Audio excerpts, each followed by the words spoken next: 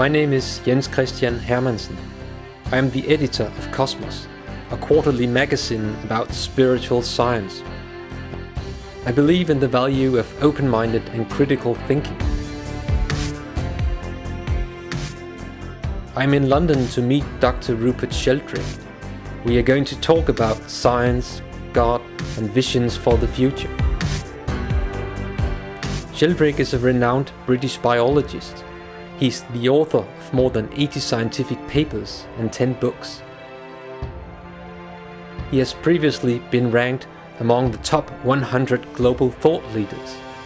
But he's also a controversial figure. He is part of a group of scientists and philosophers who are currently exploring the intersection between science and spirituality.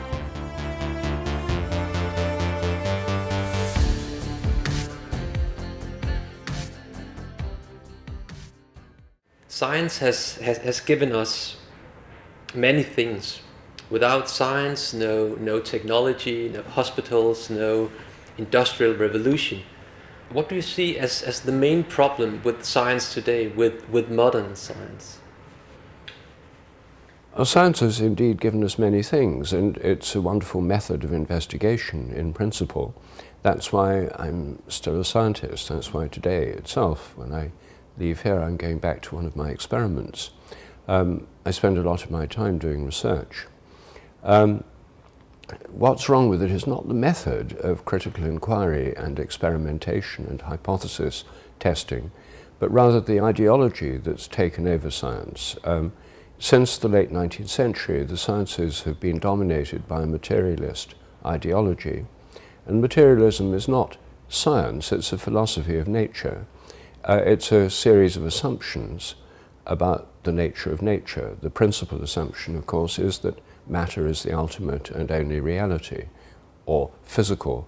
The physical universe is the only reality there is, and that this reality is unconscious. So it portrays a universe of unconscious matter obeying mechanical laws with no purpose, no direction, no mind, no consciousness, except mysteriously consciousness emerges in human brains and maybe animal brains as well. That's the so-called hard problem for materialists, because everything ought to be unconscious according to their philosophy. So it's a terrible embarrassment that we're conscious. So some of them try to pretend we're not, and others try to say, well, consciousness is nothing but an illusion. But of course, that doesn't solve the problem, because illusion is itself a mode of consciousness. So that's a philosophy which gives a very distorted view of reality, a very partial view. It's great for making machines, which modern civilization depends on, the tremendous technological triumphs. But it's very bad for understanding consciousness or the nature of life, or indeed the purpose of evolution of the universe, since it rules out the idea of any purpose. So if you could change something about the way that science is being conducted today, what would that be? Well, that's the theme of my book, The Science Delusion, called Science Set Free in America, which is to question the 10 fundamental dogmas of science and to free science from the straitjacket of these dogmas, so that scientific research can go on in areas that at present are prohibited or at least marginalized. So I think that would unleash a whole new wave of scientific creativity. How do you see science 10, 15, 20 years from now? What is your hope? My hope is that science in 10 to 15, 20 years will be much more open, holistic, less dogmatically reductionist, or I hope that dogmatic reductionism will come to an end, and that it will become less hegemonic, less a kind of form of Western imperialism. Right now, anyone who becomes a scientist in Japan or China or India or Africa or South America learns standard Western type science, and their indigenous culture and their indigenous traditions are simply ignored.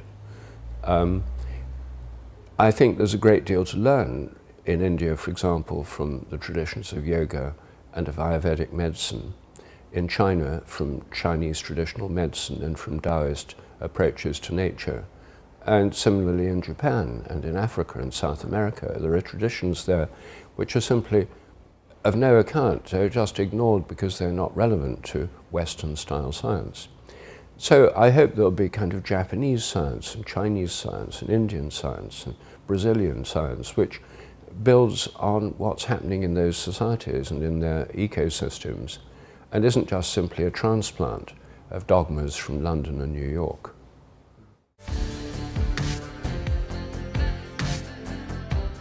Thank you for watching. Please join us for our next episode about consciousness and God.